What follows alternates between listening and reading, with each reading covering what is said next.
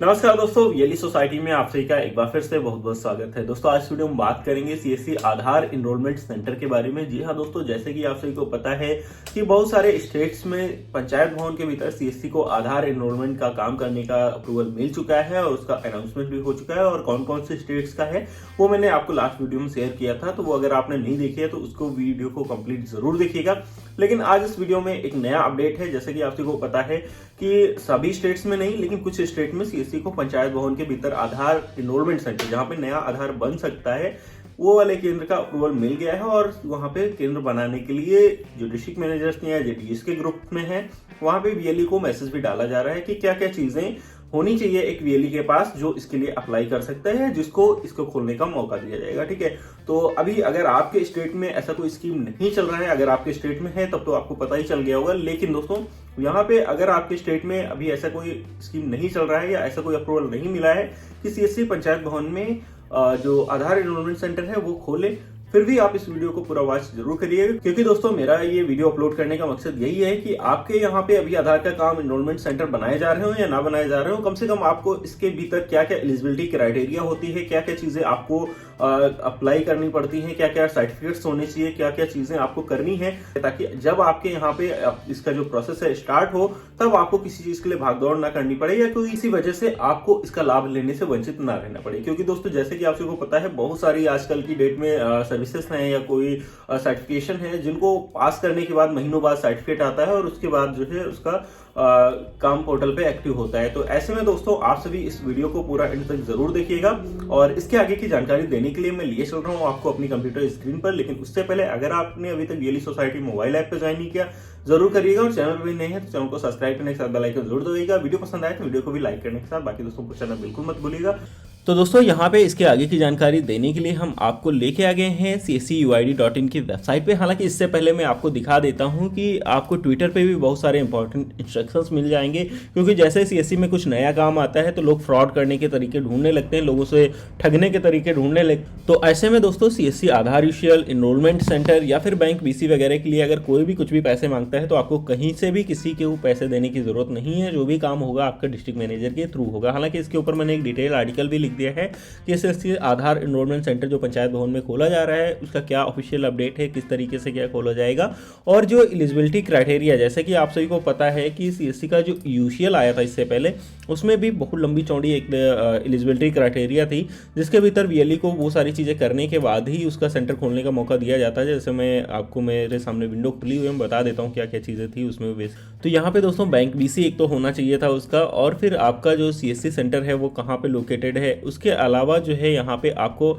आधार वाला NSCIT certificate होना चाहिए था और पुलिस वेरिफिकेशन था उसमें।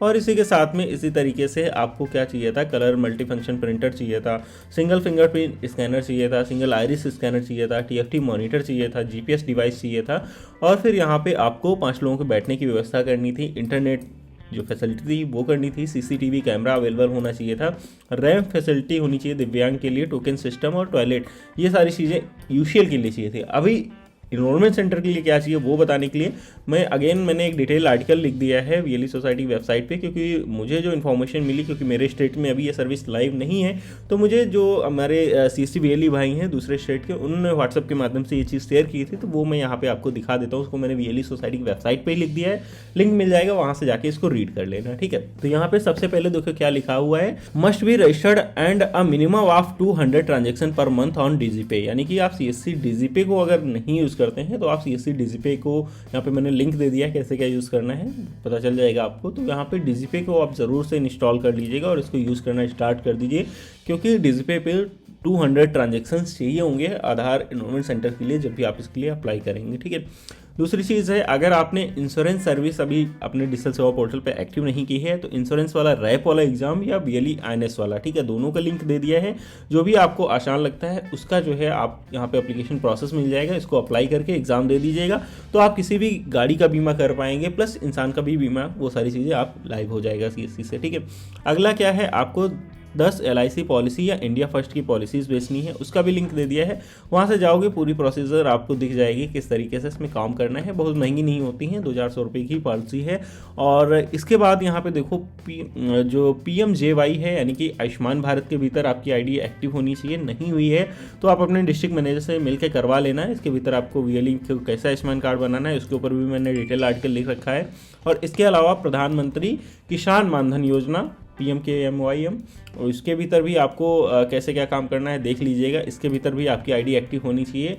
और प्रधानमंत्री श्रम योगी मानधन श्रम कार्ड इस समय आप बना रहे हो, 3000 रुपये महीने पेंशन वाली जो स्कीम लास्ट वीडियो मैंने बताया था, उसमें भी लोगों को एनरोल कर सकते हो उसके फायदे बता के, ठीक है। इसके बाद दोस्तों आपकी जो CSC आईडी है वो IRCTC में भी रजिस्टर्ड होनी चाहिए। अभी रेल वाली आईडी जो सबके लिए कंपलसरी कर दी गई है, उसमें भी आपको आईडी अपनी बनवानी ज़रूरी है।